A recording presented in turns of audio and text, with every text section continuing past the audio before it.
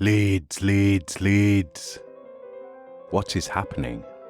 Welcome to Working Hours, a show about a place called Leeds, a time called now, and an activity called work. Working Hours wants to record 1,000 loiners over the course of this, the most important decade in the history of the human species, and ask them about what they do all day and hear how they feel about it. My name is Simon, and this is all my fault. What did you want to be when you grew up? So I am now 47 years old. So I was born in 75, and in 1982, I wanted to be a Harrier jet pilot. I've been watching the Falklands on the news. I reckon that lasted till I realized at age 10, I'm as blind as a bat, basically, and I don't have the ultrasound to replace the eyesight, so that's stopped. But yeah, I absolutely, definitely wanted to be a Harrier pilot. I just for at least 3 years had that fantasy. And after that, what did I want to do after that? I think I had the sort of usual run of things of I wanted to be an archaeologist after watching Indiana Jones films. Indiana Jones, yeah. I wanted to be a writer, an author. Lots of us do at one point or another. I wanted to write the great sci-fi novels, of which I've got about 4 unfinished, sat somewhere on an old hard drive that survived. But yeah, that was the kind of thing, kind of classic kids things, really. Often influenced by what was seizing our attention at the time. Back in the days of fewer films and only 4 TV channels. Yeah. But a lot of books. I used to read. I read voraciously, and yeah. Always wanted to be a writer and never got quite the attention span correct. The application. Now, my wife is a writer, and she does have that ability, and I'm in awe of it because that dedication. It's a lonely trade, isn't it? So it is, but you have to be very, very disciplined because you have to, it's the actual sitting down and writing, because anyone can kind of write in their head, and most of us probably do a lot of the time. Well, we're writing our novel that we're going to write one day. Oh, absolutely. Absolutely we do. You're listening to Series 3, Episode 23, and to my guest, Neil Walshaw. This is another Zoom interview recorded on the 12th of May, 2022. Here's a little disclaimer before we crack on. My intros and outros do not represent the views or opinions of any guests on this show at any time, nor is anything said in the intros and outros a comment on my guests, unless it's specifically stated otherwise by me to be the case. I ask all my guests to provide me with short bios that I use to introduce them on their episode and in creating the show notes. I write everything else in these intros and outros and in any marketing material. What you hear here is my fault, just me.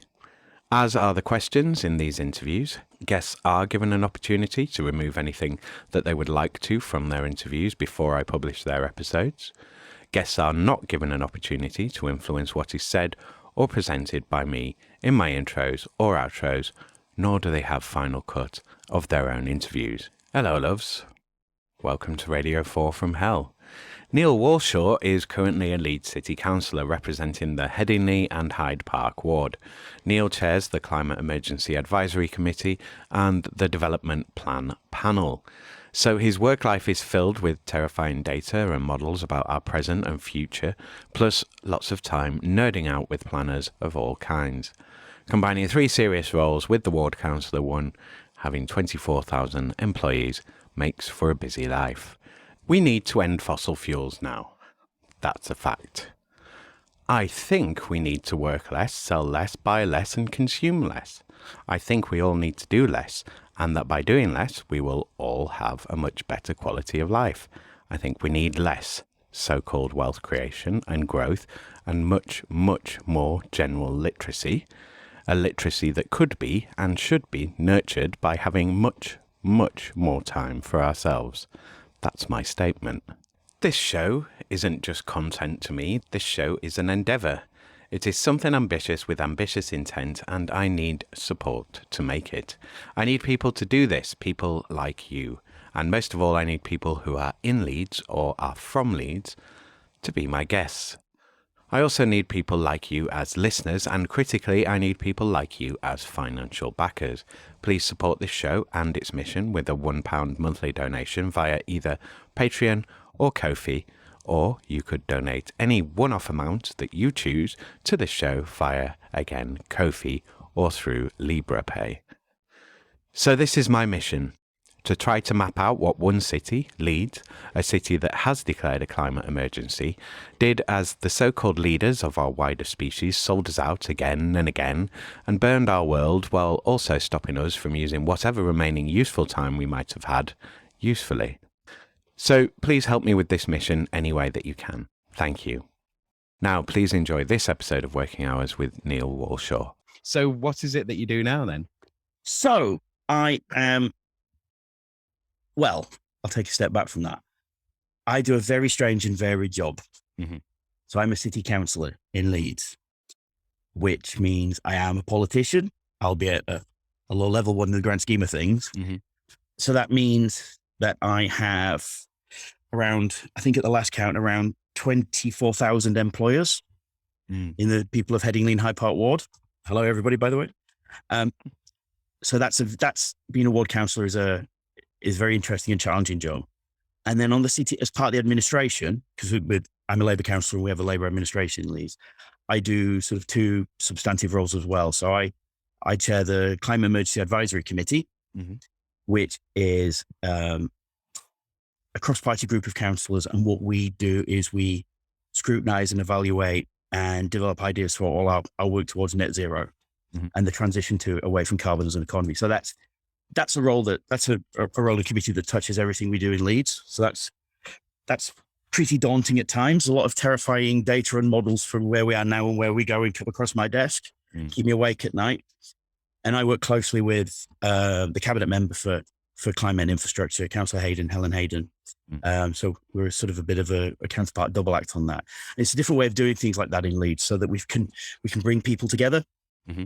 It's an important part of my role. That role is genuinely to bring people together from across the political spectrum and across all the stakeholders and actors and everybody in Leeds, to try to come to good, positive outcomes for a just transition to zero carbon. I bet we'll touch on that later. The other role is I chair the development plan panel, which examines and develops the city's development plan for the next however many years. So again, that's how we use land and transport and movement in the economy and all sorts of things like that. So that's again pretty varied. Where people are going to live, work, and play is incredibly important to us as a council. I know, and as you can imagine, there's quite a lot of overlap between the two roles, which is why I do the two. And also, my background is in transport and land use planning, free politics. So there's a lot of, oh God, I was going to use the word synergy, but actually, yeah, that'll do. It's not one of my favorite words. It's overused, I think, by people who generally don't know what it means. And if I'm using it wrong in that context, I apologize. But there's that overlap, which is very useful. So it's a full old life, shall we say? Yeah. So you mentioned a few things in there, but so first off, so if I was going, all right, well, what does a councillor do all day? And from the description of what you said there, I'd be like, okay, so you read lots of documents, look at lots of data, and you go to lots of rooms and have lots of meetings. So is there more to it? There's quite a lot of all of that. Yeah. So I tend to, on a practical basis, I tend to work from where I'm talking to you from now in my teal painted snug with all our books in it. It's also the sofa bed for guest stay and all that kind of thing. So I alternate between here and Civic. And there is an awful lot of meetings. There's a lot of work in the community as well. So, and it's funny enough, last night was the annual general meeting of one of our residents associations, and we could all meet together in person. And that was fantastic, because for the last 2 years, obviously that's been very difficult. And just getting used to seeing people in 3D again, rather than flat on a screen. So there is a lot of evening and weekend work, as they say, being a councillor, because you've got a lot of constituents to represent, and they come forward with lots of casework, lots of problems they want you to help solve, lots of issues they want raising out. They can be sort of very local, they can be very national, they can be very international. And it's Headingley in Hyde Park, so be prepared to be able to discuss matters philosophical and technical and all points in between, because we're a really varied community, and it's great. That's one of its fantastic features. So there is a lot of variety in the work we do. And sometimes, people come forward with really distressing casework in their absolute hour of need. So you're part social worker. So there's a lot to learn in regards to how our social security system works, how our housing system works, what people come with you when they've got problems with their employers, for instance, or if they've particularly got problems with their schools, if things are not quite right, they're not getting the support they need, perhaps from some social service or what have you, some element of the educational health systems. So that casework can be incredibly varied. And then you can get lobbied about big political issues. Some of your constituents might have a particular focus on, say, aspect of national policy or politics. And as I do a lot of work with climate, people have a lot to say on climate and our future as a civilization. And I wish that was an overstatement, but it's not, because that's sort of challenges we're facing over the next 10 to 20 years. So matters can be very serious. So there's a lot of phone calls, a lot of Zoom calls, a lot of team calls, a lot of time in community meetings. I spend a lot of time in room 6, what we call room 6 and 7 in Civic, which is the big committee room. You'll see, if anyone wants to tune into the council's YouTube channels, that's where we do our big meetings. So it looks like lots of desks with microphones and cameras and things like that, and projectors and high def tellies and things like that. So yes, and then we have some quite decent offices in Civic. I mean, we finally replaced the carpets after about 40 years. I think there were some stains that were becoming semi-sentient on the Labour Group. Now that's been really. We sort of got a nice open plan office now, so it's good to go and work with colleagues, especially after the last 2 years predominantly being at home. Whereas now we're getting back into a nice mixture of, community stuff, home stuff, and civic stuff. So there's a real variety there. It's great. One of the other things that you mentioned in that sort of opening of what you do, you talked about sort of working in planning previously. So just as a contrast, I mean, because with planning as well, you're going to be dealing with the state and, civil servants and so on for regulations and for permissions, and, like everything has to be up to the regulation standards and meet everything else.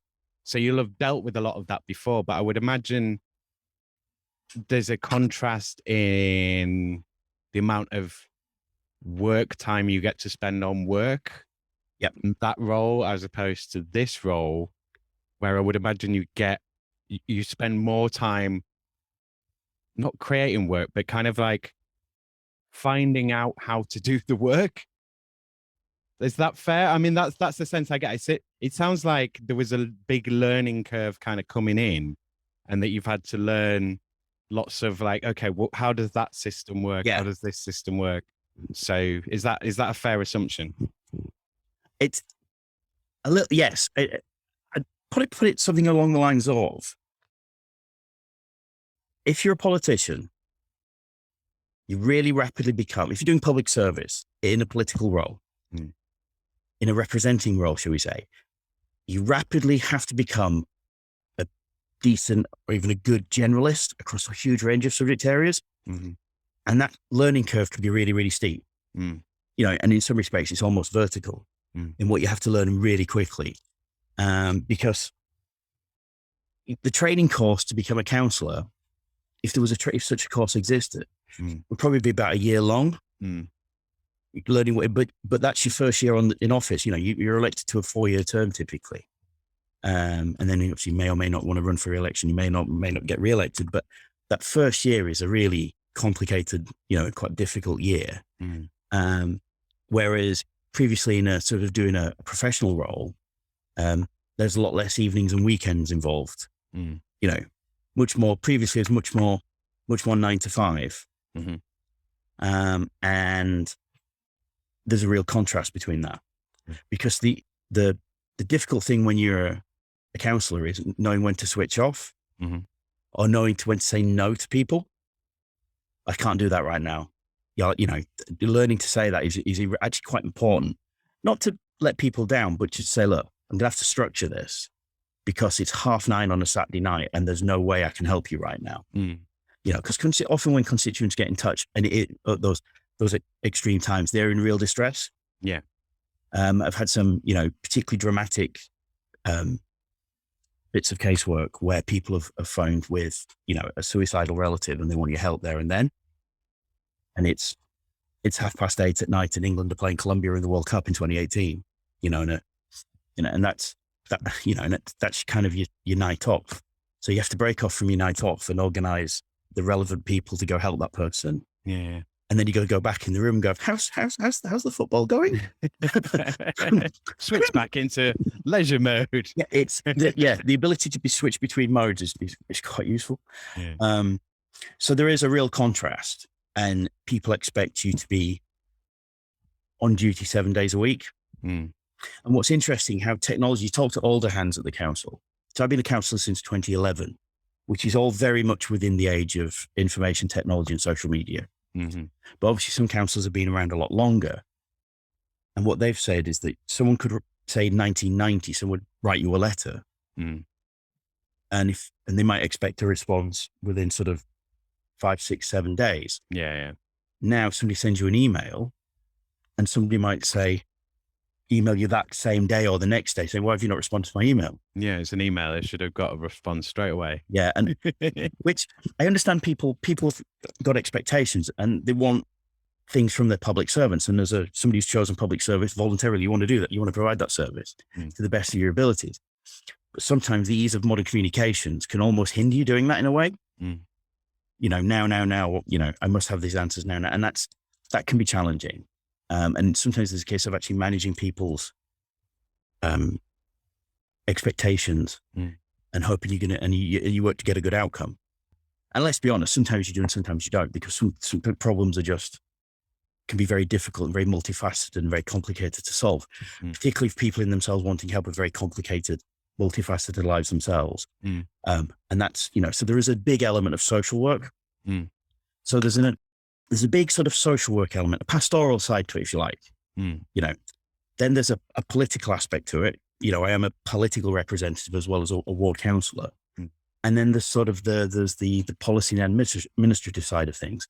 If you're lucky enough to be, a part of the group that runs the council, which I'm very honoured to be part of that, there's the whole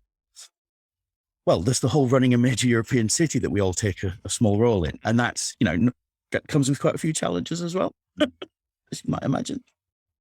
So the day's never dull and it's also very varied. And some of the meetings are quite long.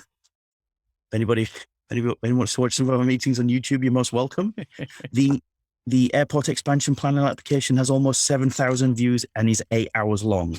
And that was all done on Zoom. And we're all sat there in our respective locations. And I think at the end of it, I think my bloodstream might have been about 50% ibuprofen. It was just, my back was really, it was being very middle-aged was my back by the end of that meeting. And that was quite long. So yeah. Yeah. I literally feel that pain. Okay. So I think we've got a handle on the job, on the sort of day to day. Yeah. Or at least I have anyway. So let's go sort of through the lockdown journey, because this is, obviously this is it. That started as I'd started this kind of thing. Yeah. And part of the reason I did this was because I thought there's going to be a lot of changes this decade. And then lo and behold, we had a big pandemic. But it has, there's discussion about whether it's finished or not, or this, that, and the other. But like in terms of changing work and the changes to your own work, that's what I really want to look at. But I mean, if you take us through your kind of lockdown story, how do you remember kind of going into lockdown? And then when we were in lockdown, were you working more or less, or were you just getting loads of phone calls and you couldn't do anything? You were just like, I'm in my house, I can't go out. It was quite an experience for all of us, wasn't it? But it was very strange, because obviously when your role is, when your working life is spent with people, representing them and working for them, to suddenly have to take one big step removed from that. That's really daunting at the start. So the good things was, as a council, as an organisation, we migrated almost 7,000 staff to home working with barely a hitch, which proves that we were right as an administration to invest a lot in digital technology. A lot of IT capacity went in over the last few years. So that was, we probably couldn't have done that 10 years ago. Yeah. Not without real problems, but now it went really well. And we, between combination of Zooms and Teams, and we had one that I can't remember the name of that didn't work so well, platforms, but between those platforms were real saviors for us. So the council had, as sort of the administrative life of the council, the policy life of the council, took about a 2-month gap where it was literally just emergency services, the emergency planning, the sort of statutory minimum, while we got ourselves organised. And then really we were back up and running really quite quickly. So it's probably about that sort of March and April, we're getting back going. And then by May, we were sort of a functioning council again, if you like. And I think that was impressive to see. Staff really, really did themselves proud. It was quite a thing to see. And so we were back, from things like just having, being able to respond to constituents. It was, and have our support, because we have like a small support team in the group office and in the leader's office, which is basically where the exec board is based, the cabinet of the council is based. They all have, and we were all working again fairly quickly. As a ward member, casework went through the roof. Yeah. Because people had suddenly all sorts of problems. Yeah. As we all faced those problems. And people were turning a lot of them were turning to the elected representative. If you ask any member of parliament or member of their office, casework went absolutely through the roof, and councillors were no different. So that was really challenging at first, until things started to shake through by the sort of summer. Lots of things were working and functioning. And, I think as a city and as a society, I think we responded really well to the challenges of COVID, to the lockdowns.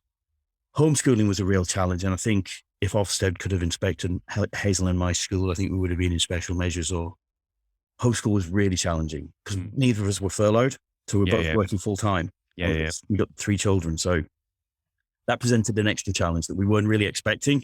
I don't know why we weren't expecting that, but once school switched to Zoom lessons, life became a lot easier. Yeah. But so during the pandemic, a lot work that we did sort of shifted somewhat. So we did a lot of, pandemic relief work, and a lot of raising food donations, that kind of thing, and aid donations, and helping pull together support groups of local organisations. Because obviously people wanted to help each other. Yeah. The way that people came forward to help each other, I think, was fantastic. It certainly surprised government. Yeah. Because central government was telling us that people were, if you cast your mind back to early 2020, people were effectively screaming at the government to go into lockdown for a month before it actually did. Yeah. And, irrespective of sort of that idiotic sort of libertarian conservatism that says, oh, we should have just had a herd immunity and carried on regardless, which would have led to 300,000-400,000 people being dead. One of the other concerns of government, if you like, at the sort of the senior civil servant tier, was like, will people help each other? Will people come together? Well, obviously people did magnificently. And so those two were the factors going into lockdown back, it seemed at the time. And I think that's been confirmed since. And actually helping the community help each other was a big part of our role. Probably could have framed that sentence better, really, at this point. And so there was all awful of that going on. And so it presented a whole new raft of challenges, did that, sort of, especially that first 6 or 7 months in 2020 were difficult for everybody, weren't they? And I mean, without technology, heaven knows where we'd be. I think because we're so used to having technology now, we can't imagine what it'd be like without it. Me and my mum were joking on one of our many Zoom calls because my parents live in Leeds and they were isolating. They're in the 70s. Me and my mum were joking. Oh my gosh, imagine if this was 1990 and we were all at home together, but we just had the sort of technology we had then. We'd all be walking down to the centre of the village for the latest sort of printout news. Do you know what I mean? It'd be newsletter from the council, instructions on where to get help from the council, because the local communication channels would be so different. Whereas actually we've got so many multiple WhatsApp groups of community help organisations that became very different. So that was the good aspect of how the COVID journey. Oh, what a great phrase, the COVID journey. But whereas when things, if you like, the sort of the second half of the many lockdowns that we had, I don't know about you, but I think I kind of lost count, to be honest. Yeah. Was a lot easier. As I mentioned earlier, suddenly, schools did magnificently during lockdowns, but we went from sort of packs of work that we collected from the school every Monday to a full timetable for all 3 kids on Zoom. Yeah. And teachers were fantastic. And so such care and attention to the kids that it was via screens was remarkable. And there is something incredibly, endearing. And honestly, there was a lot of dust in the room when you're watching all the kids talk to each other and there's 30, all their classmates are on screens. Yeah. Because the psychological well-being of our 3 were, really important to us. And to be fair, the little fellows have coped magnificently. But that's not always the case with people. So some of the casework that we've got post all of that is helping parents and schools deal with the backwash, as it were, from all of that. There's the issues that it's raised. And I think lots of us have been touched by that. Got friends or family where kids have not coped so well. So, that's a new and added element of casework. But as a council, as an administration, I think we manage full councils on Zoom.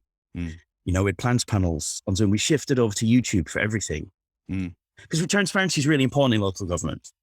We publish everything we do. Everyone can see everything we spend. In our budget. Local government is since 1990, perhaps even earlier than that. Local government underwent a sort of transformation revolution, and so we started to have things webcast anyway, but we just turned up the dial to 11 on web to show that people we're still working. This is what we're doing. Yeah, there aren't loads of decisions being taken behind closed doors. Exec boards on YouTube, live and then archived on YouTube. The full council is, plans panels are, committees are, scrutiny boards are. And that was really important to us as administration. Yeah. And the way that we work really changed. So one of the things I'm really proud of is during during 2020, the sort of emergency food distribution warehouse that we set up. So a lot of my climate team were diverted onto sort of food distribution for a short time. And we ran a food distribution system purely using electric vehicles. So one of the things that we can say now to the logistics sector, since then and until now and into the future, is, look, we did this on our reasonably limited resources. You guys can do this too. We try, when it comes to climate, what we try to do is lead by example as much as we can. Yeah. Because, the austerity imposed on local government is well known, and I'm not going to bore you with a rant about that. Just to say though, that every year I've been a councillor, we've had to do more with less. Yeah. And after 11 years, that's a lot. Yeah. It's a lot to take on as an organisation and as individuals. But the food distribution by electric vehicles was fantastic, and it really demonstrated what we could do. One of the things I hope that successive challenges that Leeds have faced, whether it was the floods in 2015 or it was the pandemic, is that as a council, Leeds does an awful lot of things in-house. We have staff to do things who have chosen public service. And therefore that we've got lots of good people that we can say, look, this is happening. This is a crisis. We need to redirect ourselves to do X, Y, and Z. And they're like, they'll go for it. So, for example, just take the floods in 2015, the floods that hit the Kirkstall and the city centre. Yeah. We could redirect council staff to go help with flood alleviation and clearance, and as well as marshalling community volunteers. But the backbone of it was, refuse staff, waste staff, councillors. The smell of clearing out cellars from shops on Kirkstall Road on the A65 will never leave my memory. That was there's a photo of me and Jerry Harper. He's retired. There's a photo of us stood. We've come out of if you know on the A65, the Sheesh Mahal, the restaurant. Yeah. We were helping clear out the basement. We're just covered in God knows what. I showered for a long time that day. But the point is, we could all muck in. Yeah. And so when the leader of council goes to, the refuse department, because it's a Leeds City Council department, they're like, yes, council, we'll get on it, right? Yeah. Their responses to an outsourced company would be, well, this is going to cost you so much. Yeah. And I think that really demonstrates the value of public services, publicly delivered with a public service ethos. And you saw that in the pandemic as well. Staff applied themselves to whatever they were asked to do in a really magnificent fashion. And we want to be able to tell that story because, there's quite a lot of sort of unsung heroes in public service. And I think I hope people in Leeds recognise just how much work was done to keep the show on the road for the city functioning. We were committed, no one's going to be cold and hungry in this. We'll get through this.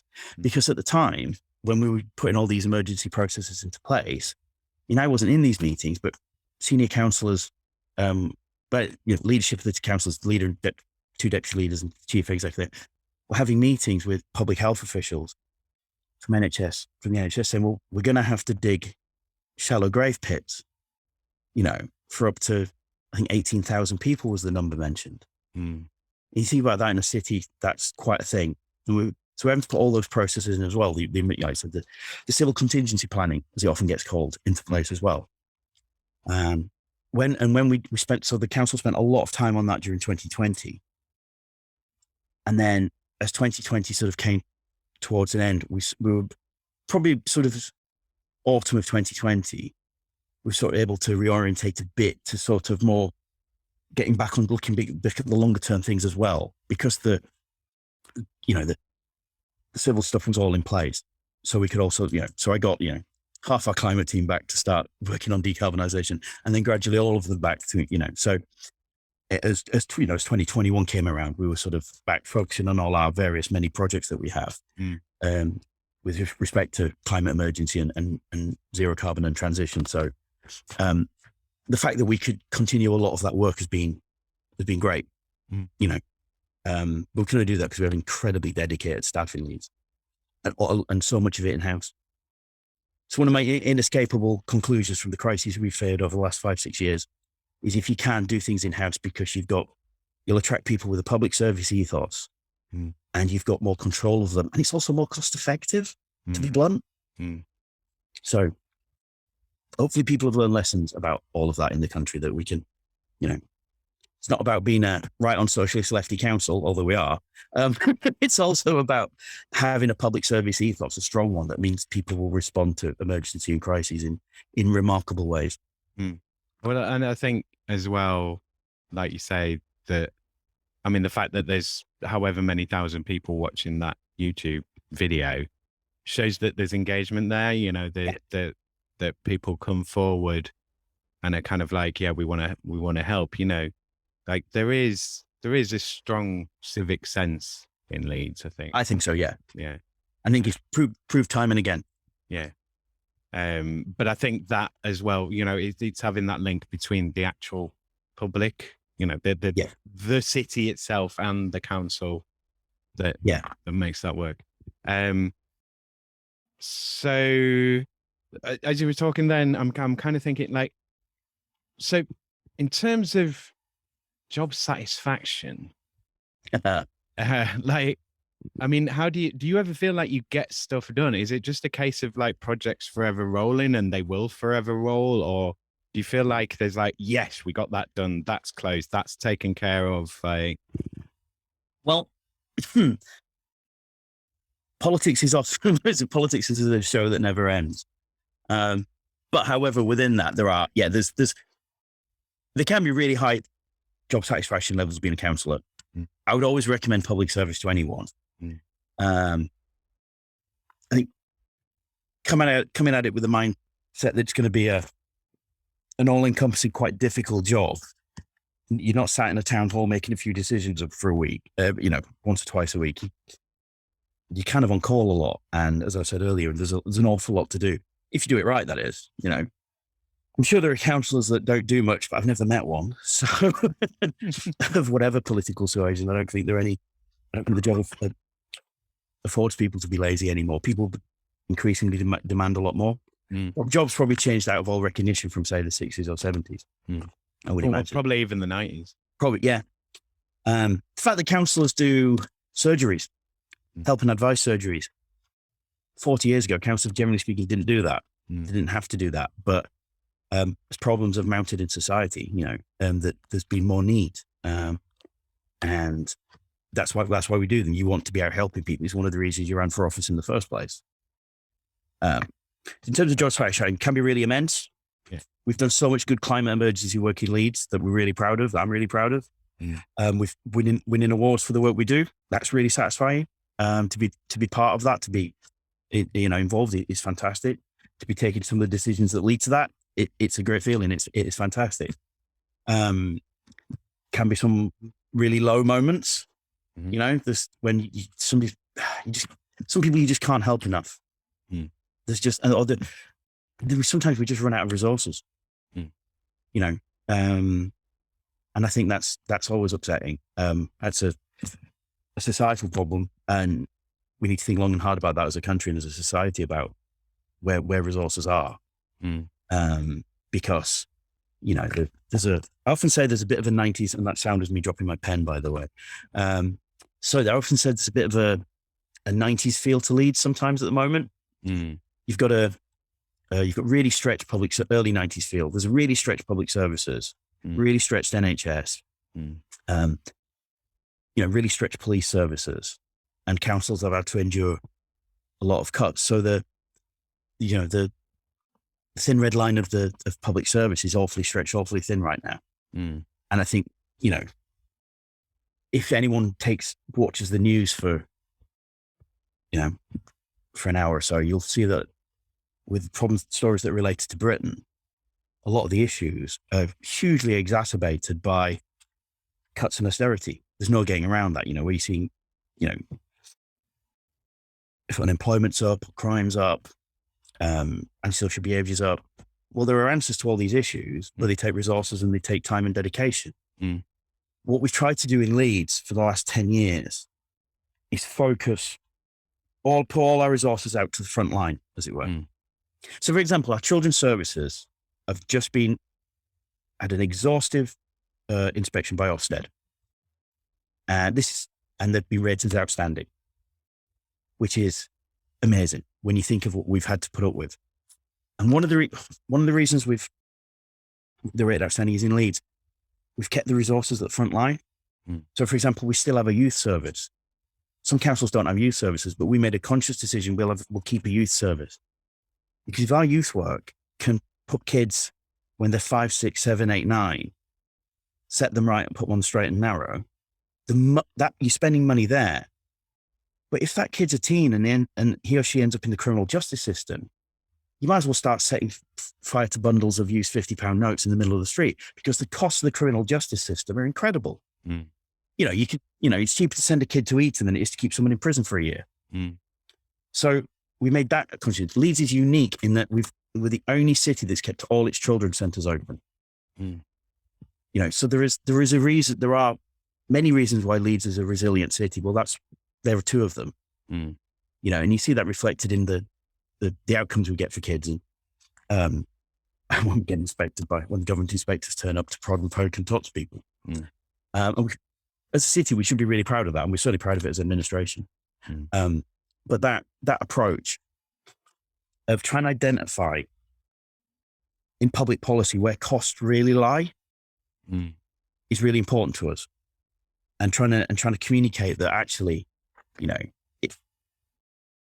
if cuts might seem economically sensible in a budget year, right? And they might, Mm-hmm. but 4 or 5 years down the line, bet you they come back and bite you with huge costs elsewhere.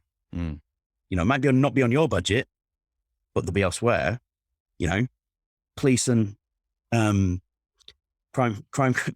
justice colleagues will not thank us if we cut youth service and children's centres, because down the line, their officers and their staff and the CPS and all that will have far more costs and work, and far more societal harm. Let's be honest. Mm. You know, crime and antisocial behaviour hurt people. Yeah. If we could head that off by spending, yes, sums of money, but earlier and better targeted, then that's absolutely worth it. I spent 10 years saying that to government. It's not sunk in yet, but still, you know, I'm a glass half full person. So one of these days the penny will drop. Oh, we must invest in young people. I want to, so I'm going to go straight for climate change then here. So you're working in an area like, you know, that you have to, you know, you basically have to appreciate that, you know, profit is made by externalizing costs. Yeah. Putting the costs onto society. Oh yeah. And then sort of taking the profit, the earning from that. You will be like, you know, already on board with the idea of looking at, as you've said, you know, these costs sort of coming later down the road. And it is a question of sort of not being off balance sheet, but on whose balance sheet does it go? So, you know, we're all going to pay for these various costs. So, and obviously you're working in an area of climate change or climate related change and so on. So my question normally is, what can you do in your role, or can you do anything in your role to adapt or mitigate or deal with the climate crisis? So over to you. Well, I mean, my role is all about that, really. Yeah. So Leeds has got probably one of the most comprehensive approaches to climate emergency of any city in the UK. I would suggest.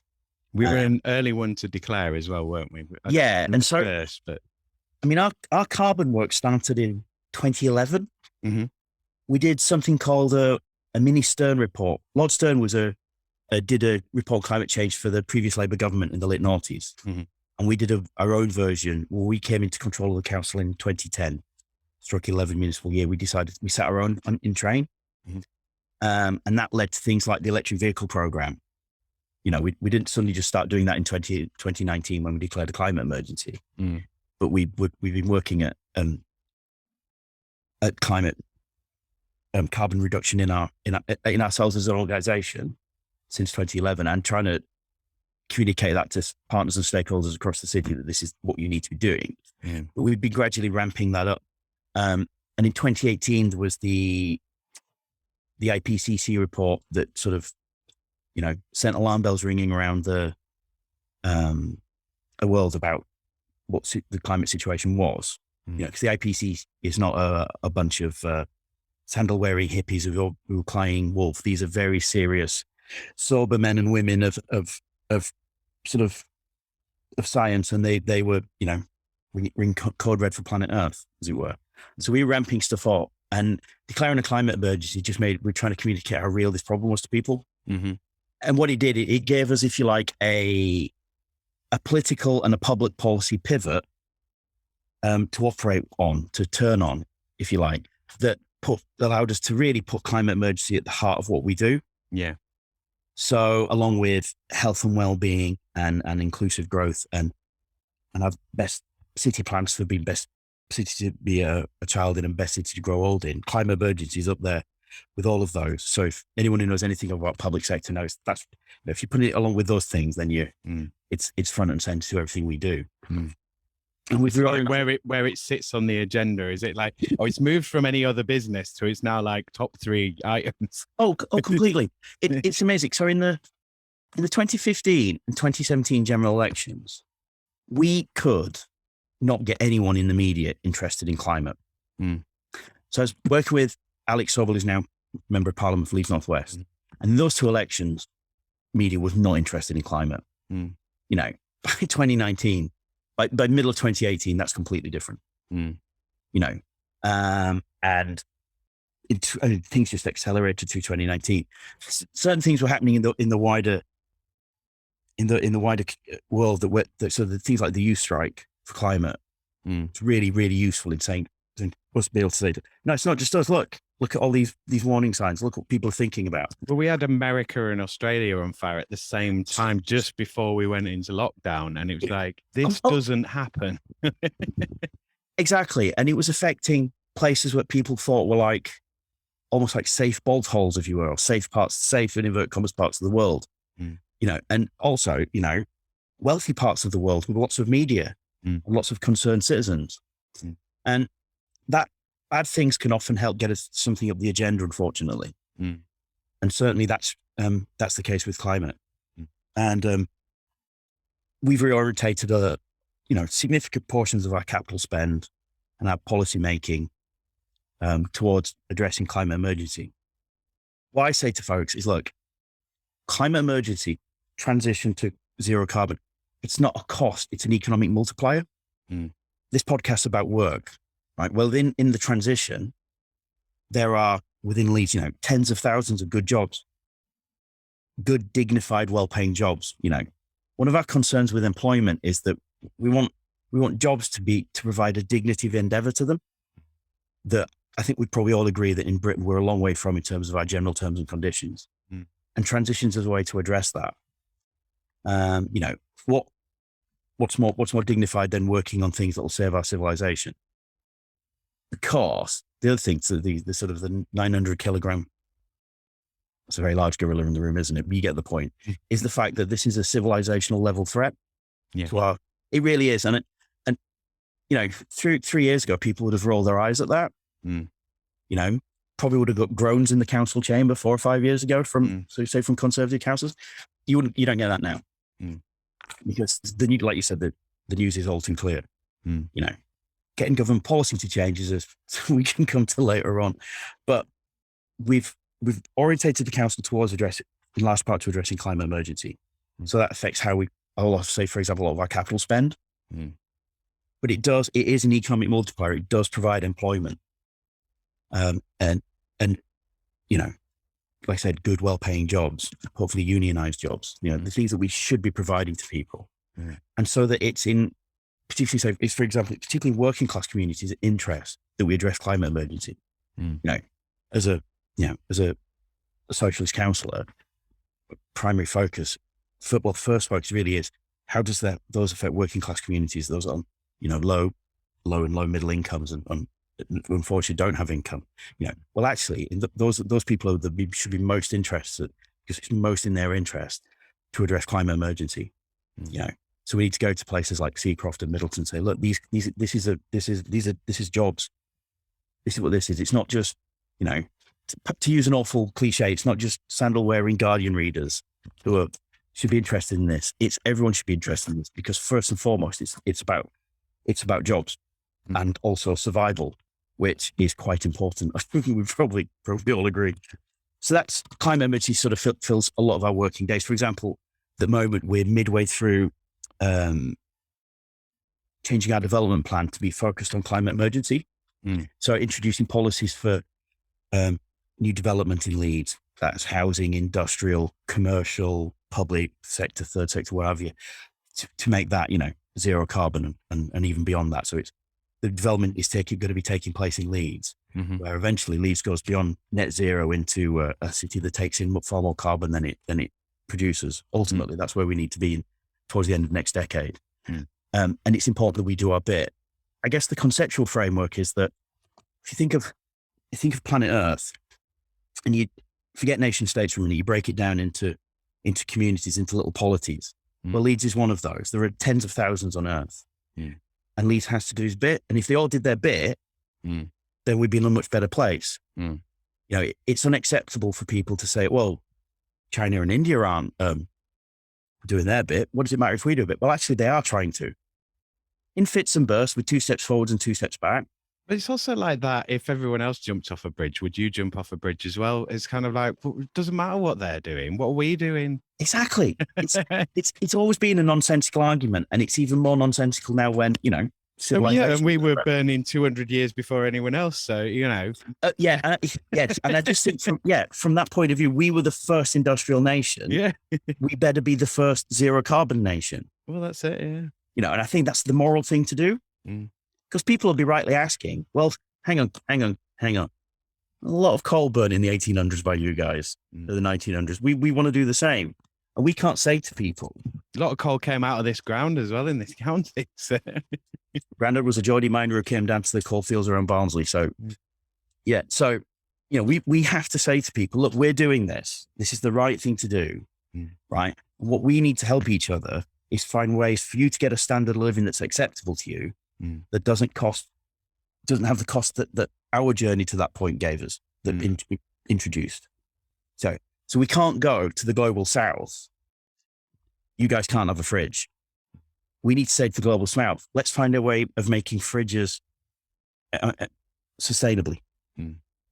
That's the way to win arguments.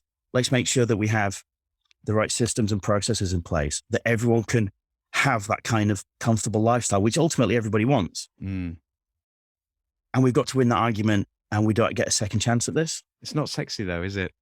It's a very kind of... It should be, but no. Processes are not sexy. No, but it's not. But then if when we try to communicate, one of my roles is try to make it understandable to people and relatable, and that make sure that we're talking to each other. Am I being heard? Am I hearing you? And through that, we need to understand that, yes, there are lots of problems, but there isn't one of them that isn't solvable by the ingenuity of humankind. Don't worry, I'm not going to go all Star Trek, but as a you might. I'm going to ask UBI next. Yeah. So, I think, we can solve these problems, but there are going to be changes to do that. But those changes are not going to be sat not doing anything with nothing to do. It's not going to be a drab, dull world where no one can do anything. It's going to be an exciting, vivid world where we do things differently. Think about walkable cities where you don't need to own a car and the air's really clean. How awful. Nobody's going to, whether we get electricity from zero carbon sources, renewable sources, all of it, all the time. Okay. Let's go to UBI now, because I think it links here. So this is, the question basically exists of like, if you didn't have to work, would you? But yeah, if there was a UBI, universal basic income, you were getting your basic needs sort of met, would you still work? If you would still work, would you still do this role, or would you be doing something else entirely?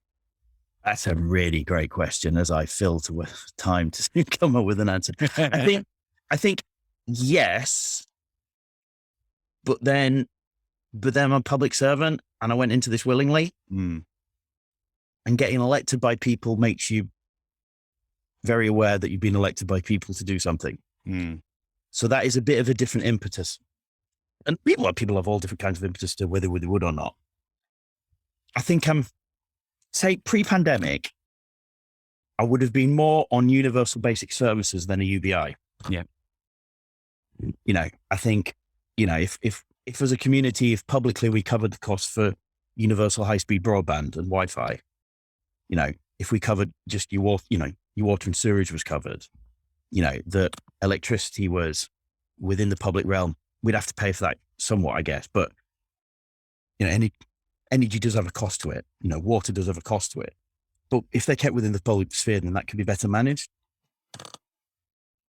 Post-pandemic, if we are indeed post-pandemic, which that might come back. Yeah, I was going to say, ask people who are still shielding if they're post-pandemic yet. Yeah. I think we've come up to, anyway, that's a different debate, but we'll see. The stale message. Yeah. Ask me in 6 months where we are with that, Yeah. But post-pandemic, I think with technological change probably accelerating, I think UBI needs to keep looking at again and again as public policy. I think in Britain, having sensible debates on big societal policy changes is very difficult because we have a crap media. Yeah. It's appalling. Yeah. We have the worst aspects of living in this country. Like, It is. We have when I've been abroad, I really enjoyed not having the media around. yeah. When you're in other parts of Europe, you're very aware that the print media is a lot better. Yeah. Our broadcast media is much better, to be fair, but print media is horrific in this country, pretty much, with a few honourable exceptions, but not many. And there's a level of bad faith hysteria that comes from, say, right-wing media in this country that is, Well, I think all of it at this point, they're all as bad as each other because it is a market, and they all have to chase each other's competitors. Eventually, they all kind of simmer into the same kind of stew. Well, collaborative problem solving and good news does not sell newspapers. No. And it doesn't get people to click on links. No. You think of your link first, and then yes, clickbait's the phrase, isn't it? And it's really social media in that respect is really playing with our heads as a country. But I think in Britain, we've had bad print media playing with our heads for 40, 50 years now. And I think rise of the Murdoch press, that kind of thing. I think it's stained public discourse in this country to a really high level. And there's, like I said, there are a lot of bad faith actors in journalism, and I think that's really problematic. That said, loss of local media as well must be quite big for you guys, because it is. We do have some so we do have some decent local media in Leeds. I think the things like the YP. James, whose surname I was forgetting, who's editor of the YP and the Yorkshire Post. Mitchison? Don't know. Forgot his name. Damn. Look it up. Worth following on social media. He's turned those two from sort of, if you like, being easily categorized as Tory chip paper wrapping into genuine campaigning newspapers that have quite a lot to say. Particularly YP. I don't really read the Yorkshire Post a huge amount, but the YP's gone from, well, as I say, it's gone on that journey, and it's a really, really useful local media outlet. And there's smaller micro ones as well, and they have some utility in that. But then,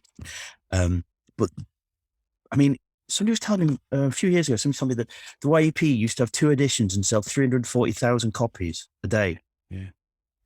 That's mind blowing. It is, but it also shows that that kind of potential's there, which is part of my thinking with this of like, you've lost a lot of those local media outlets. Yeah.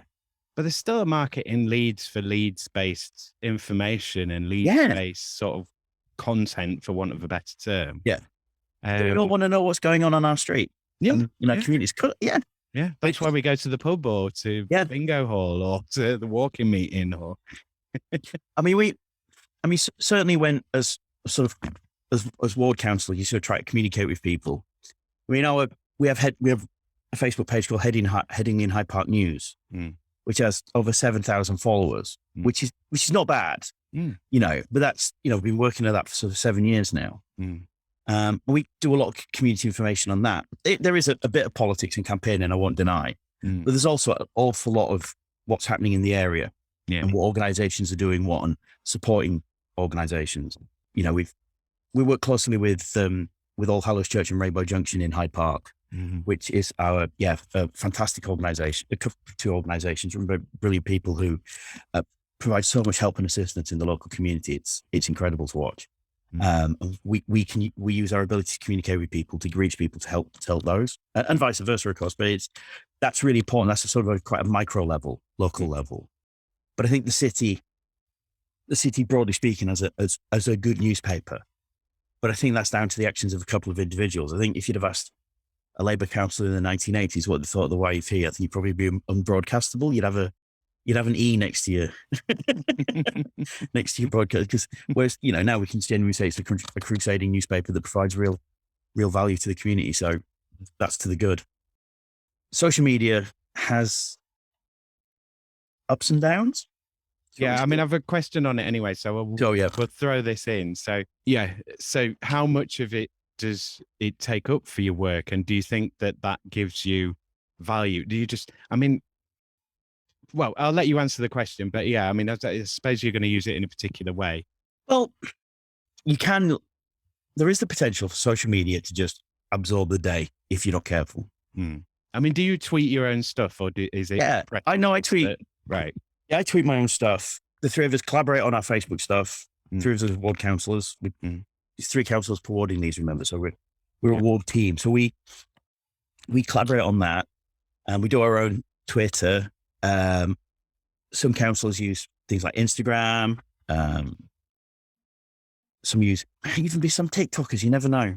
And that's good for communicating. But arguing with people or debating things, to put it politely, with people on Twitter is probably got limited usefulness. It's nice to be able to communicate with people, and it's good.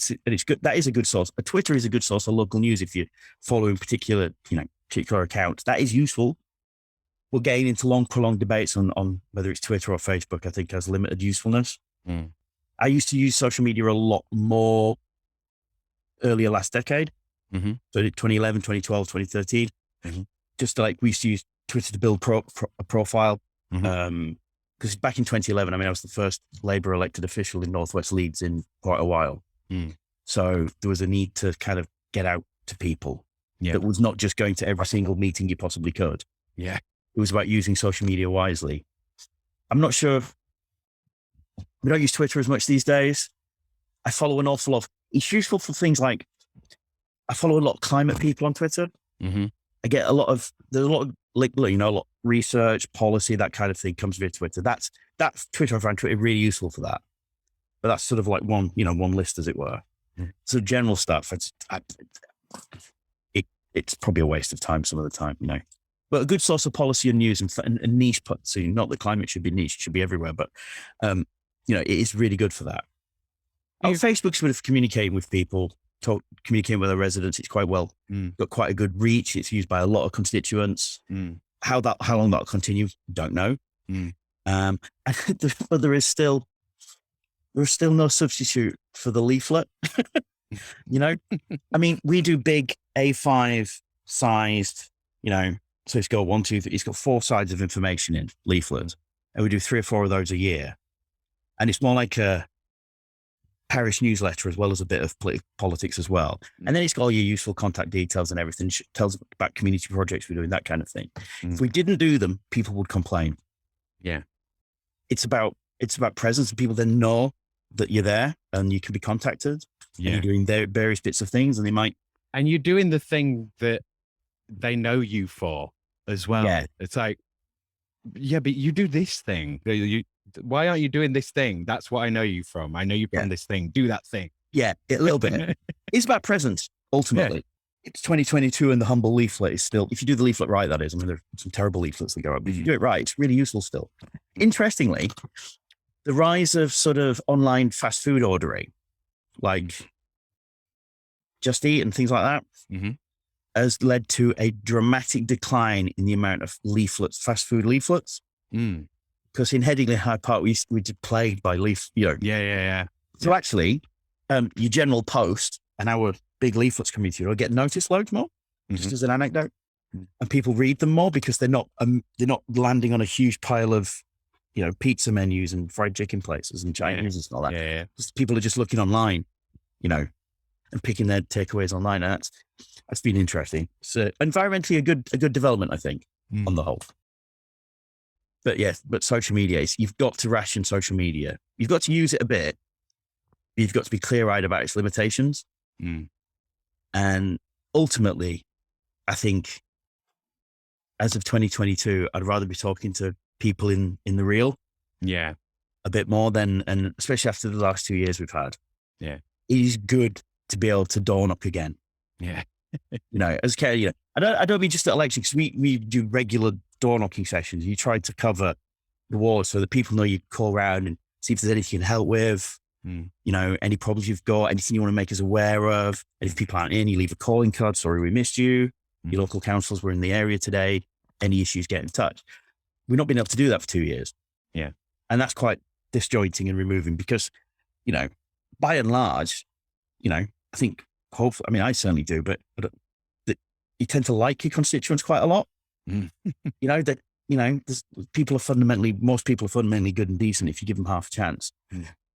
and your elected officials are by and large good and decent. If people give them half a chance as well, we hope try to communicate in that door knocking process, and we've been able to do that again, and that's been good. And like I said at the start last night, I was at a community meeting in person with with cups of teas and things, and a presentation, and then and it was about improving Hyde Park. Actually, some folks had some ideas about doing various things, and it was just great to be back in the real, able to do those things with 40 residents there, and the three of us as councillors. It was just great. You can't beat that. That's better than any social media. I have a question. Have you heard of Jane McAlevey? Nope. I probably should have, but I haven't. You should have. You should check her out. I will. I should. Well, I was going to grab the book, but I won't. I can't be bothered. It's too far away. But she's an American Union organizer. Saw it. Just came across her online a couple of years, like last year or the year before. I was like, this woman's great. So I've a question that I've basically ripped off from her. So my question was, so when I first started doing this, I was kind of like, oh, what's good, what's bad about it, but it's changed into a more positive kind of, you take control.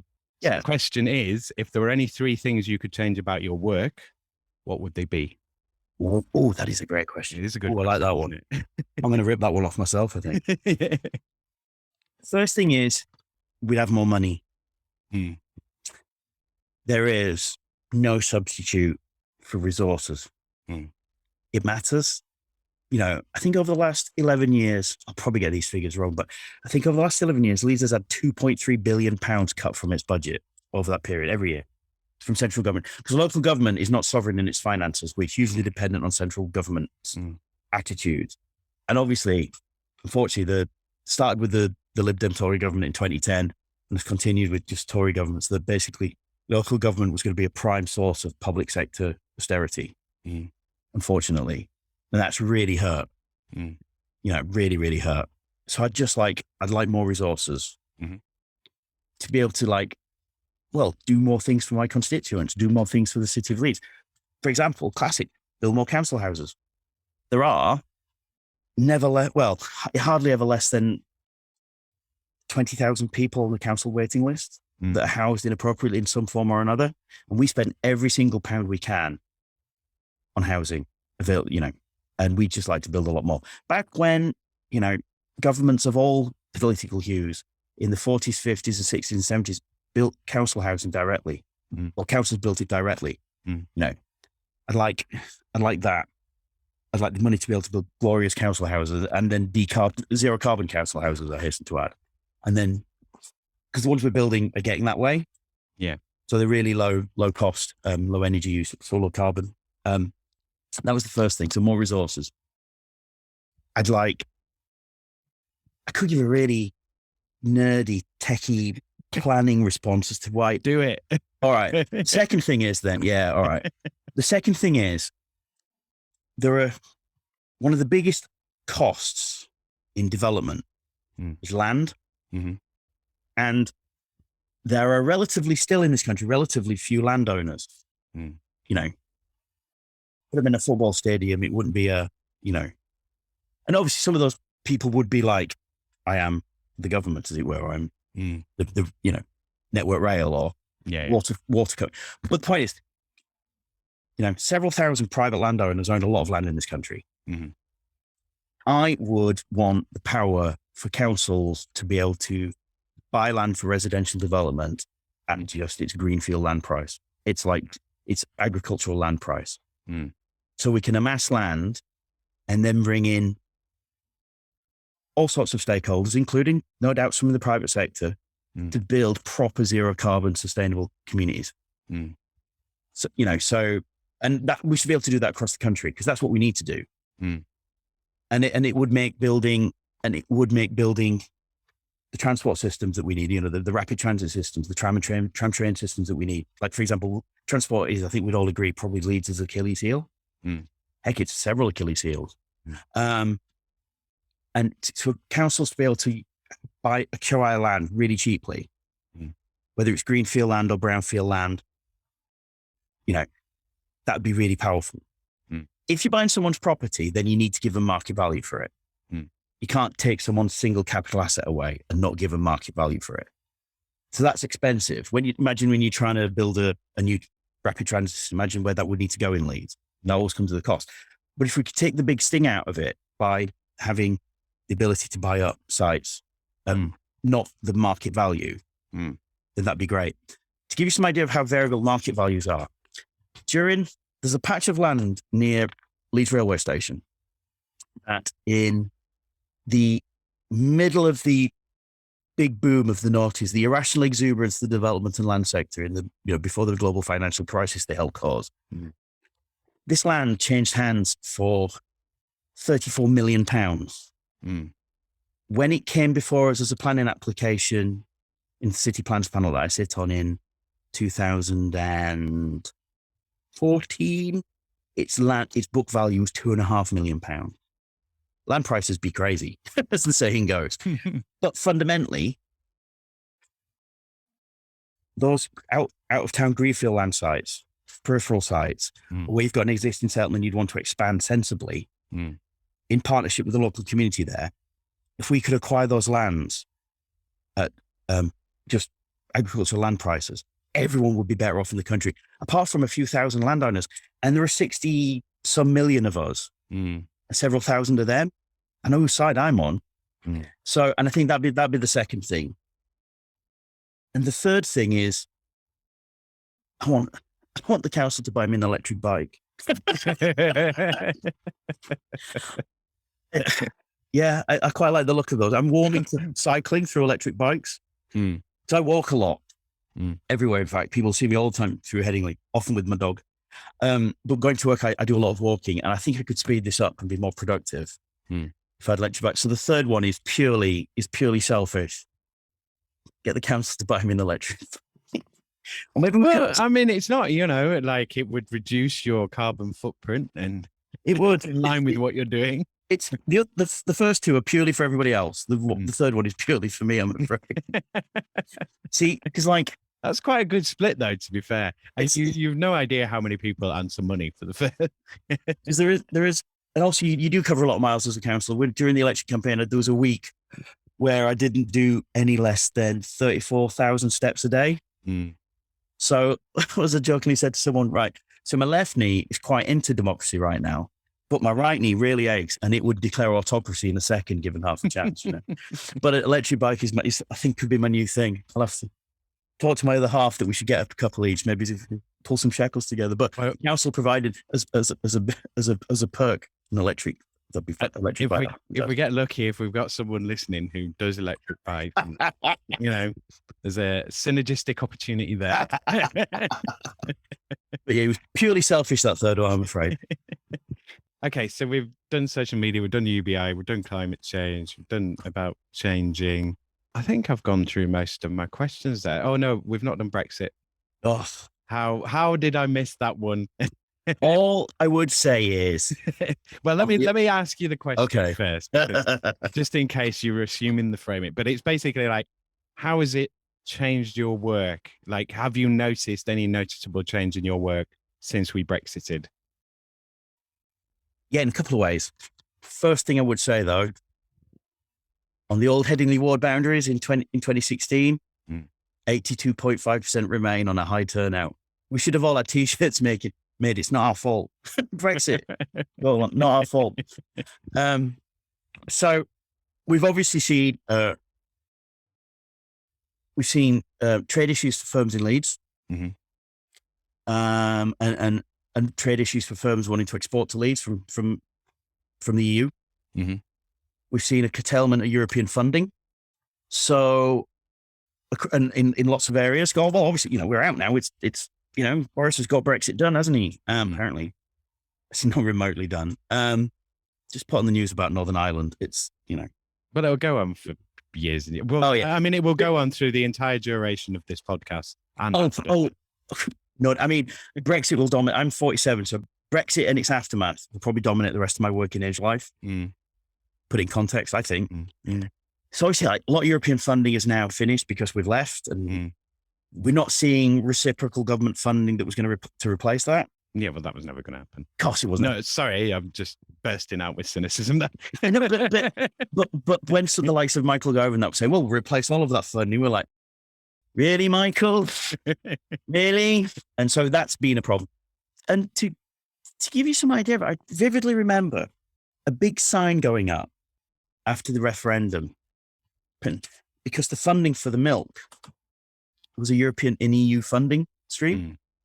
And there was a big sign saying that, due to the results of the Brexit referendum, it is likely that this program will be curtailed when the funding runs out and it was the next start of the next EU year, I think it's a May to April year. Anyway, you see the point I'm making. It was such a micro little thing, but really important for kids whose parents, were eligible for that kind of free milk. So, I mean, we've kind of replaced those ourselves. So that has an impact on us because we don't have this money to go in the first place. We don't have enough money to go around in the first place. So it's had quite a lot of impacts in Leeds. And it's none of them good.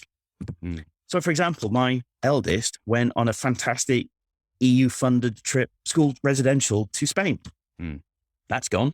And there is, surprise, surprise, no centrally funded from the Department of Education, Whitehall in government replacement. So kids from a sort of, typical neighborhood, typical community, we're not going to get the opportunity to go to Toledo and Madrid and all the things that my eldest did and had a fantastic world-enriching time, meeting loads of other kids from around Europe, Spanish kids, Czech Republic kids, French kids are all at this, this EU organized program. It's fantastic, life-enriching. That's gone. And the school, there just isn't the funding to replace that. And also, we don't plug in, and the government has not plugged us back into those things. Bitten the bullet, and a part of the Boris's fabled oven-ready deal has not plugged us back into all these programs. And it would have been so easy to do that. That's deliberate harm. So forgive me if I'm not particularly well disposed towards our Conservative colleagues, because particularly in Westminster, it's because there are lots of deliberate harms to ordinary people that Brexit's imposed, and that the way the government's gone about negotiating it all has done. Hey, but what the heck, passports are black now, so that's okay, right? It's all worth it. It's turned us into a laughingstock, and I hope people are starting to realize just how much it's turned Britain into a laughingstock. So we entered the 21st century. We got to the end of the first decade in the 21st century with a reputation for good government and global leadership, sometimes getting that right, sometimes getting that wrong, but we were there. And now, 12 years later, we're seen as a shambles and a laughingstock. I think it would be really helpful if people could start using things like Google Translate to read about how journalists in other countries write about us. To be fair, though, does anywhere in the world look good right now? Could you point to anywhere on the globe and say, do you know what? They're really nailing it. They're killing it at the moment. There is a lot of shambles to go around. Yeah. To be fair, there is. As a species, overall, we're not doing great. But if governmental shambology was an Olympic sport, we'd be pitching at goals right now. Oh, yeah. So, closely followed by the Russian army, perhaps. So, I mean, Brexit has been bad across the board for us. And has it meant more work for you, though, or has it meant less work? Is it like less work because more people have just gone out of business? Well, I mean, it's a real mixed bag, to be honest, because we're trying to replace some things, but we can't do everything. Well, far from it. Like I said, government's not stepped up really in anything like where it should. Certainly lots of people have left Leeds.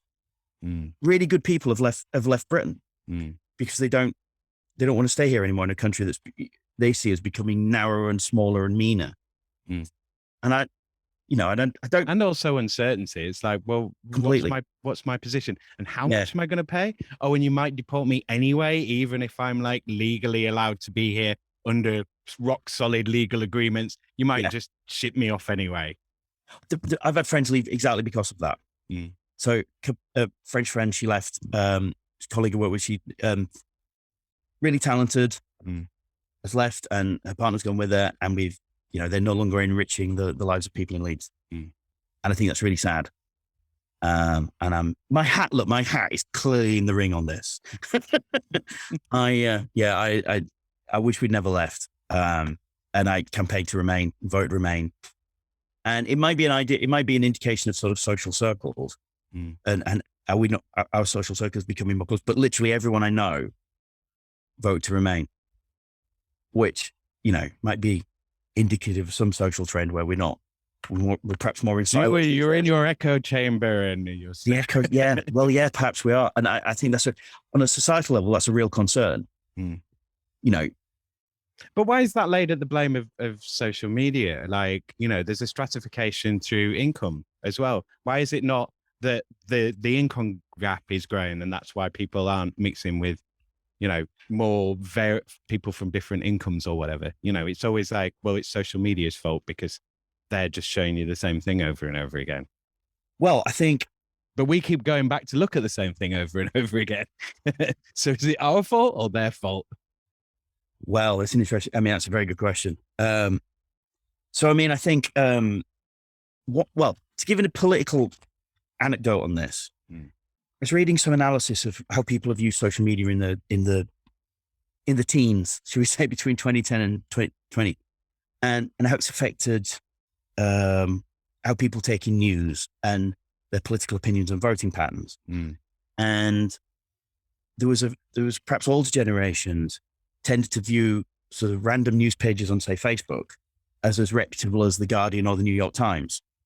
But actually, it could have been some kid in a warehouse outside St. Petersburg, just knocking stuff out.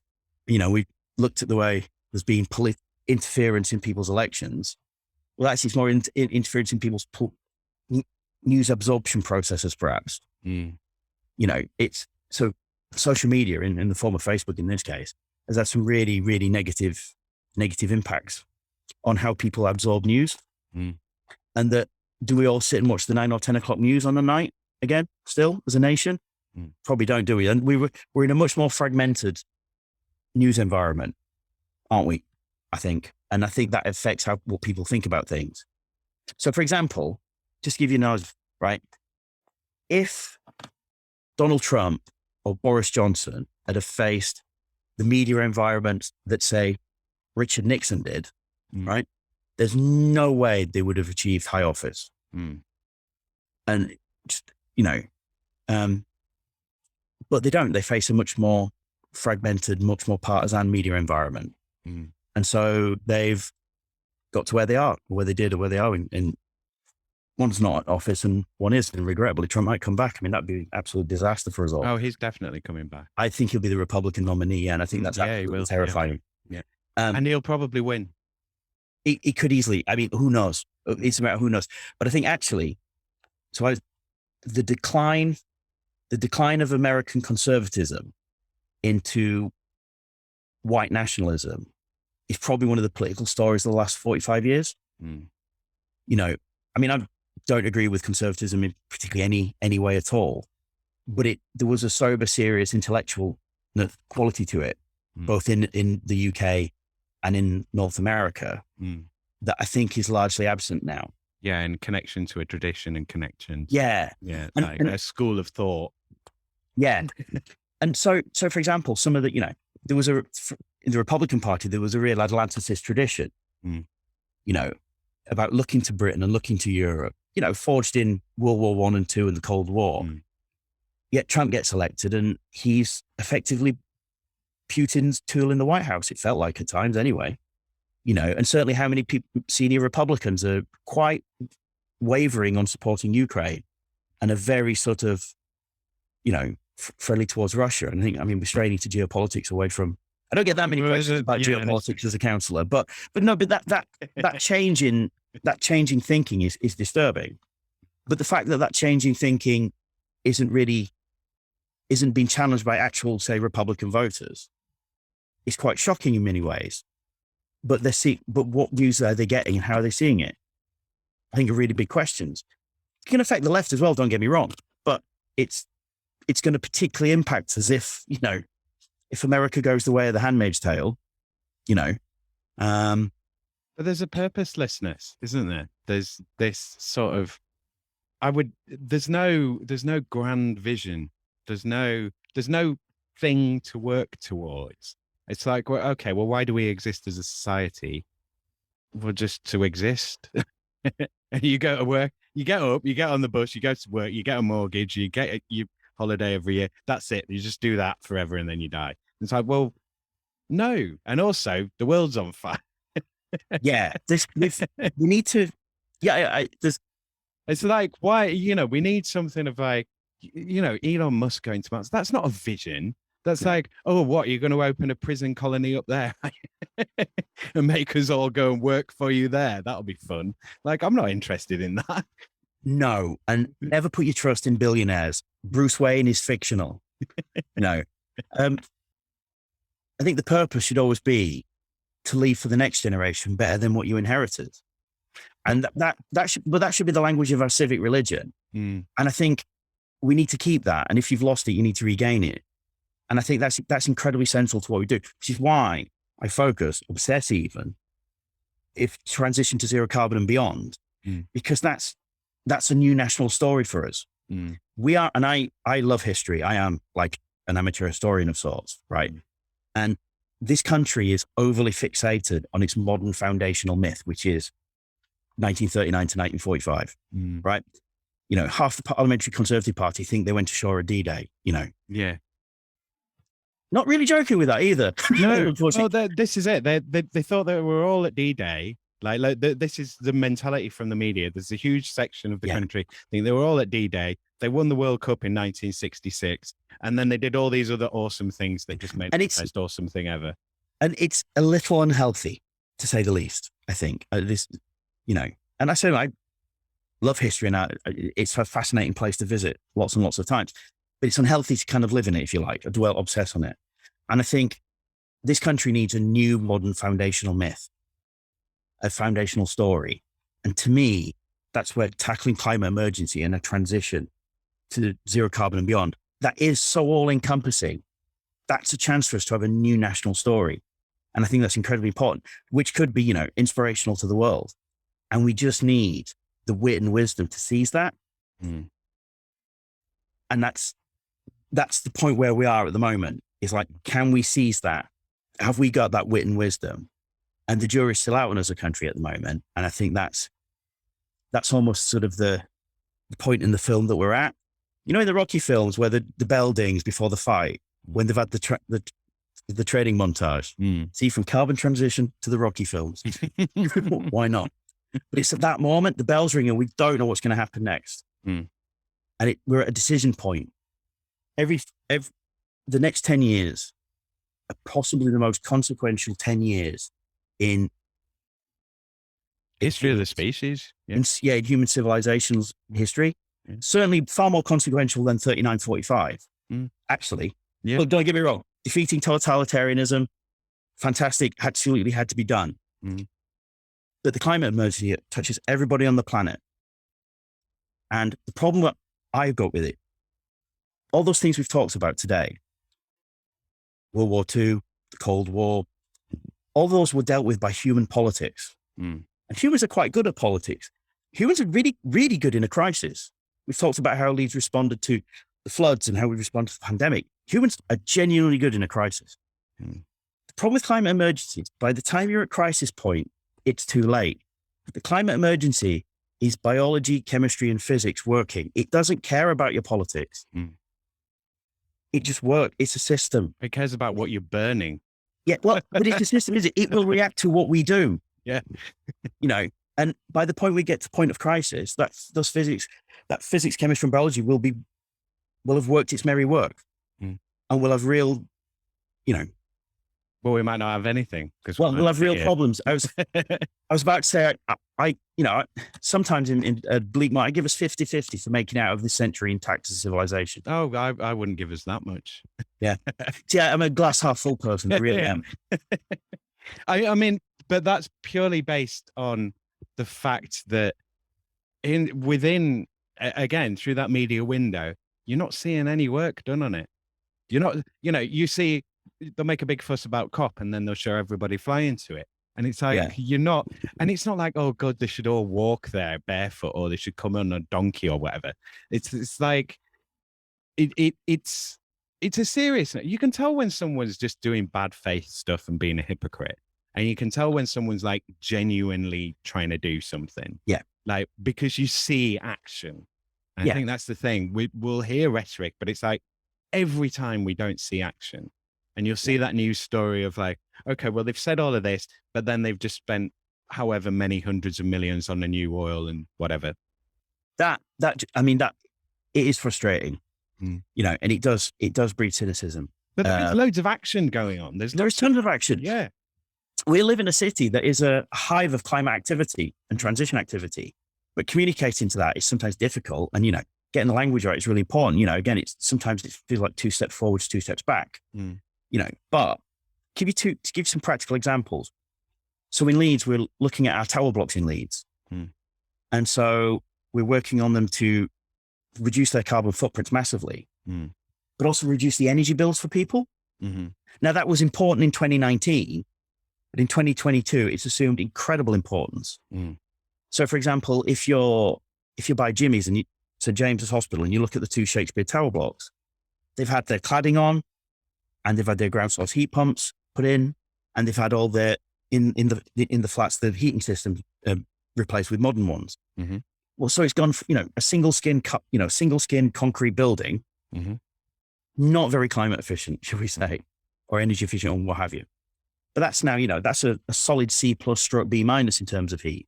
And so for those people who live there, they've seen their bills in sort of plummet, their energy bills plummet, because they're no longer stuck into the middle of the sky in a single skin concrete building. They're in a thermally clad building with a modern efficient heating system in. Yeah, and that heat should be staying in the building anyway. So the exactly. higher up the building you are, the cheaper your heating should be. I mean, just look at heat. Just look at heat maps of concrete buildings, and they're incredibly inefficient and manipulated. But you can address. I'm just saying, really small practical example. So that has cut people's bills and employed people doing the work. Just practical economics. But that's it. I mean, you. Okay, so I was going to ask this earlier, and I have a question on kind of work-life balance. I'm going to start winding it up soon as well. No worries. So sometimes I'll ask about work-life balance and things like that, and then the UBI will sometimes lead on to things like a 4-day week. I would guess, given what you've said already, you're probably on board with 4-day week. Yeah. You sort of. Yeah. Maybe you're not 100%, but it's all right. But yeah, so my question is like, in terms of work, what is the work-life balance, do you think, for people? Is it a matter of more of us working less, putting more of us to work, but we're all doing less and we spread out the work more? Yep. Like, if you imagine your kind of climate society, what do you imagine as the workload being? I mean, I very much open to the ideas of a 4-day week. We need to get work-life balance better, a lot better in this country. I bet if you'd have asked senior managers in the private sector and the public sector, when lockdown started, if loads of people were going to work from home, would productivity improve loads? They'd all said no. Yeah. What happened? Productivity improved loads. Yeah. People like working from home. They don't like commuting anywhere. They don't like the commute. No. And they see more of their family and friends. Consequences, they do more, they work harder, they're happier. So we need to capture some of that. And we need to have the ability to, go into office spaces when we need to, but it can't be all the time. No more Monday to Friday in a rabbit hutch. It's just senselessly unproductive. It's debilitating for people. People are more productive if they work in nice environments. I don't know a single person in Leeds, and I'm sure there are people that this is happening to, but I don't know personally a single person in Leeds who's going back to their pre-pandemic work patterns, even if they're doing the same job. Yeah. Maybe it's 1 day a week, 2 days a week in the office. Yeah. And the office is changing because they're all hot desking and it's all planned. Officers are getting breakout areas, comfy areas, different areas to work in, things that feel a bit more like home, as opposed to your L-shaped desk and your partitions and all that. I think that's got to be good. And I think, managers, bosses, company directors, whatever, have got to stay savvy to that this has really benefited us. And the grind is the grind for a reason, and we need to get away from it. Mm. And I think, like I said at the start, it all goes back to that dignity of endeavour. Mm. So whether you're sweeping the streets or managing multi-million-pound budget, whatever you're doing, there's got to be that dignity of endeavour. Mm. And like I said, I think we're a long way from that in this country. Or Long way from that. equally, you get, Jeff Bezos cleaning the toilets. That would be great. Like, Also, please buy if from we all muck in and we all doing the sort of thing, it's like, come on, Jeff, it's your turn. You've got to clean all the lavs. I mean, it shouldn't be that hard because they're not allowed to use them, are they? Well, I mean, never put your faith in billionaires. What frustrates about people, they could be exemplars and still be incredibly rich, but they're not because they can, because no one reins them in. No one takes on the billionaires, and people need to, and I think that's the next big reckoning, perhaps, I think in public life, is that, I think it wrecks them as well. Like, I think I think it just wrecks you as a person. I mean, you think from like the first one being sort of Rockefeller, and then the influence that he went on to have throughout the rest of the century post-mortem. And then you have the other ones. And like, even people that you like that have like, oh, they're, someone from entertainment and they get rich. And then you're kind of like, well, they've gone mad now as well. It does seem that way, doesn't it? And but for just ordinary people, like we both are, you just need the room to breathe and find that work-life balance in society. And there isn't this kind of like 24/7, got to deliver, work culture. Oh, well, you can't either. You're not a machine. If you want that, then you need to automate all the jobs, and they need to be run by machines that can run 24/7 at the same pace. And I mean, you touched on automation there. And one of our concerns as a council is that automation is going to really radically alter what used to be the route to, if you like, for want of a better expression, a comfortable middle-class lifestyle in cities like Leeds, because white-collar office work used to be that route. Well, automation in various forms is really going to take chunks out of that over the next 20 years. And that's something that, again, is both really concerning, but I don't want to sound like a broken record, but that can be addressed by transition and those kind of employment sources and change it and rethinking. We need to rethink, perhaps to a degree, to a high degree actually, what is valued highly in our society as an endeavor, as employment.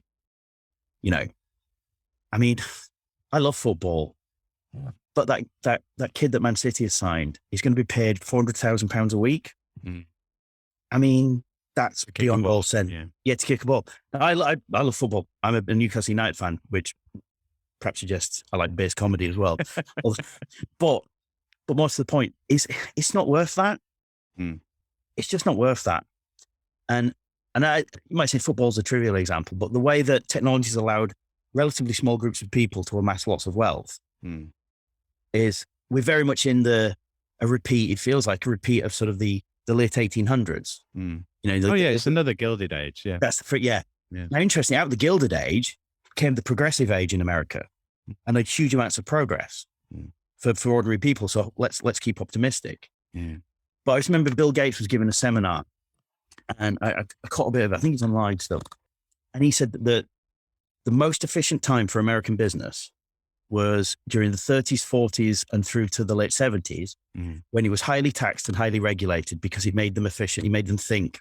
The mantra that if you just cut taxes for rich people and cut red tape and regulations for corporations, everyone's a winner is clearly hogwash. No, because wages and rocket makers are winners and everyone else loses. Yeah, because wages for ordinary people in this country are no higher now than 2010.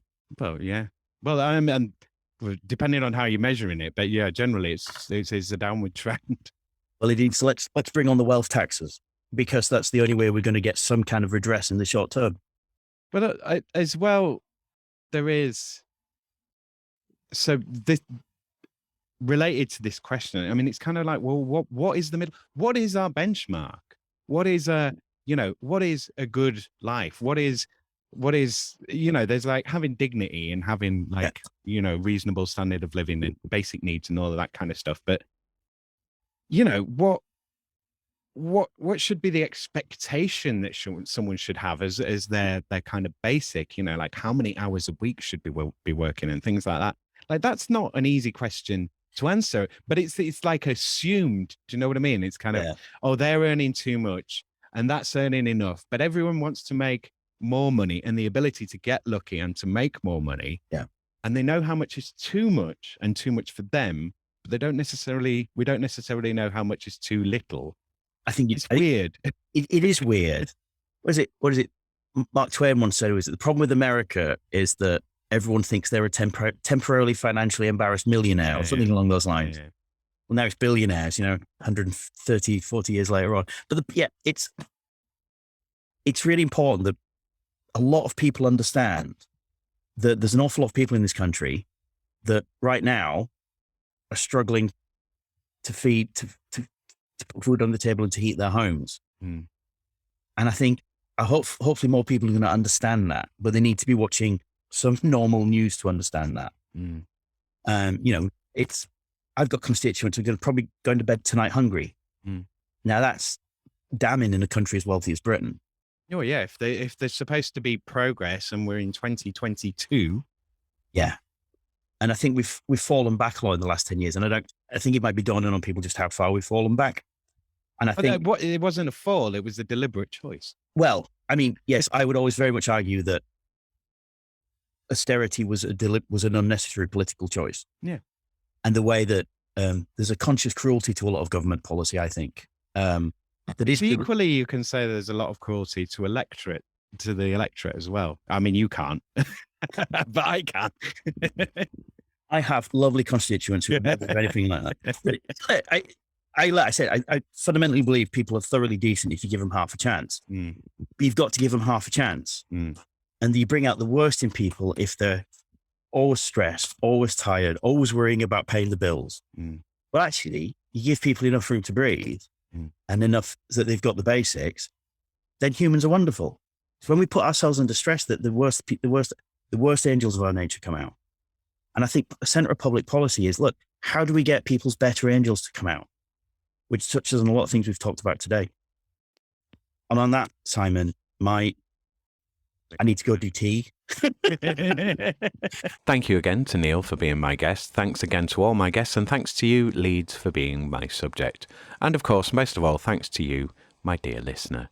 Come back next week to hear the next episode of Working Hours. Okay, that's me. Cheers, ears. Take care out there and be kind to each other, Leeds. If you're listening to this, I assume you have some connection to Leeds, like living here or being from here. If you're such a person in Leeds or from Leeds and you haven't done your recording for Working Hours yet, then don't wait. Email me at workinghourspod@western-studios.com and let's arrange some time to record your Working Hours interview. If you want to be a guest on the show, put guest in your subject line and add a short bio in your message along with some indication of your availability. I will need a 2-hour window for us to record in. I can record in your work time or during your downtime. I have been recording interviews for Working Hours for over a year on Zoom, but I can record offline as well. How do you feel about work? What do you like and not like about your work? You can be on Working Hours anonymously, or you can promote yourself, your company, or your brand. Cleaner or owner, what is your experience? Have your voice heard for a change. Share your wisdom with people who want to hear it for a change. Give us the inside skinny on what's happening in your industry. Loiners, what are you doing in the world? What is Leeds doing most of the time? Be a part of local history. Be on Working Hours. This is your show, Leeds. It's all about what you are making and have made of yourself and of our city. Do you even know what you're doing? If you think you do, then come and tell me about it. Come on Working Hours even if you don't know what you're doing. I certainly don't. Email me right now. Quick, get a pen. workinghourspod@western-studios.com. If you're allowed to do that, that is. If you're not allowed to do that, then maybe sneakily tell me why. You can email this show securely and anonymously via westernstudios@protonmail.com, and I could alter your voice on a recording and keep you anonymous. Come and tell me how awful and dodgy your employer is. If you and your business aren't ashamed of what you do, then let's hear all about it. What good are you doing the rest of us? Are you socially useful? Am I? Is this? Send your feedback, questions, comments and queries right now to workinghourspod@western-studios.com. Follow this show on Twitter at Working Hours 3 and on Instagram at Working Hours Pod Leeds to find out when new episodes are being released or to DM me with any questions or comments. Or you can use the hashtag Working Hours Pod Leeds on either site to find me. I'm on Facebook at facebook.com/western_studios_Leeds. And I'm on LinkedIn, linkedin.com/in/Simon-Treen. Or you can go to my company page, linkedin.com/company/Western-Studios. Yes, I have a company of one. To be fair to me, I am the best company that I have ever worked for. If you want to work with me to make a podcast or any digital audio content in Leeds, then get in touch.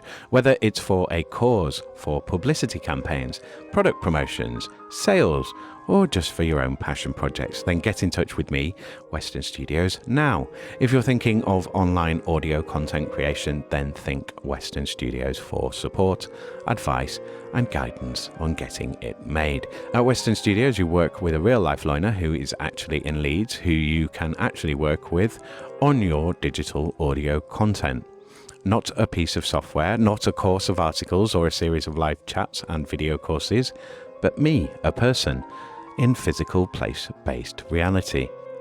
So don't wade through vapid articles and videos and podcasts about how to make podcasts by disembodied virtual people on the web. Get on with making your podcast now.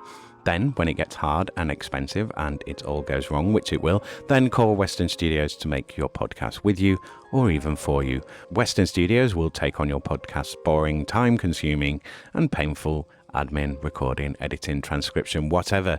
Tell me about your podcasting pain points and I can make it all better for you. I feel your pain. For a charge, I'll share it. Remember, podcast work is work. Leeds businesses, Leeds campaigns, Leeds brands. Got an inkling that you'd like a podcast but don't know where to start? Hit me up at makemypodcast@western-studios.com and we'll start making your podcast straight away. The first hour of arranged consultation and pre-production time is free. And then I charge £25 an hour after that. I can arrange hefty discounts for the right projects. So tell me your idea and your budget and I'll tell you what I can do for you. What do you have to lose? Time. That's what. Time is running out. Temperatures are rising. The sun's getting real low on humanity now. So make your thing and make it now, because you and all your future ancestors who will now never be will be holding your peace for the rest of forever. The best time to make a podcast was 10 years ago. The second best time is right now. Writers in Yorkshire, what are you doing with your lives? Hopefully you're writing. Well, I know there are listeners out there who want to hear great original writing performed as audio content that is about and for and has been made in Leeds. How do I know this? Because I am one of them. Help me make your old screenplays, unpublished novels, unperformed plays, stories, poems, and performances. Whatever you got, baby. Make it as podcast content. Is your work arty, salacious, pulpy, strange? Good. I want to make it into a podcast or audiobook. I get to practice making shows and you get a finished, performed and published version of your writing. Save yourself the hassle and the headache of making your podcast by giving it to me instead.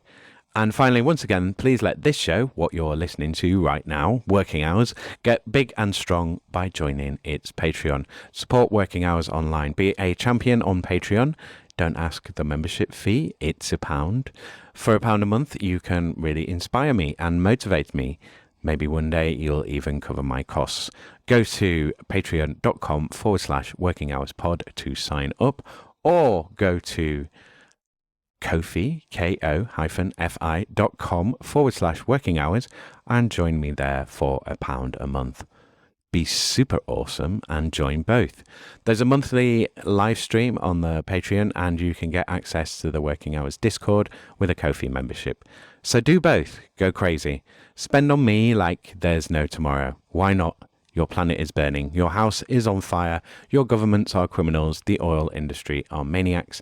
And bankers are completely insane. We're losing everything. Act like it. Do something new and something different. Work for peace and plan with kindness. Remember to like, share, follow and subscribe to Working Hours. Tell your gran, tell your housekeeper, tell your gardener, tell your parole officer, tell your boss. Tell Leeds, and I'll see thee next time, our kid. Working Hours is presented, edited and recorded by Simon Treen for Western Studios Leeds Limited. The music was The Bees from Chopin's Etudes, which is in the public domain and was taken from museopen.org.